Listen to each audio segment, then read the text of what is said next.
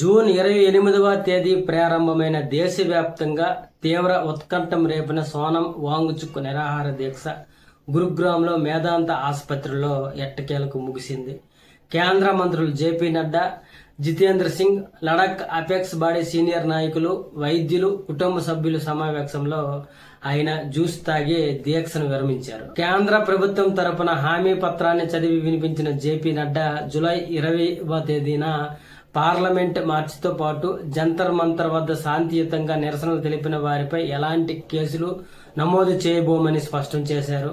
అలాగే నీటి paper leak కారణంగా ఆత్మహత్య చేసుకున్న బాధిత కుటుంబాలకు పరిహారం అందించే విషయాన్ని కూడా ప్రభుత్వం సానుకూలంగా పరిశీలిస్తుందని చెప్పారు. అయితే నీటి పేపర్ లీక్ బాధ్యులపై చర్యలు తీసుకోవాలని డిమాండ్ చేస్తూ లడక్ కు చెందిన ప్రముఖ పర్యావరణవేత్త, విద్యావేత్త అయిన సోనం వాంగ్చుక్ జూన్ 29న ఢిల్లీలో జంతర్ మంతర్లో నిరాహార దీక్ష ప్రారంభించారు.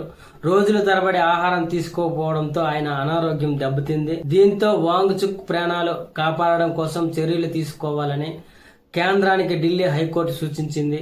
న్యాయస్థానం సూచనతో ఢిల్లీ పోలీసులు ఆయన్ని బలవంతంగా సఫ్దర్జంగ్ ప్రభుత్వ ఆసుపత్రికి తరలించారు.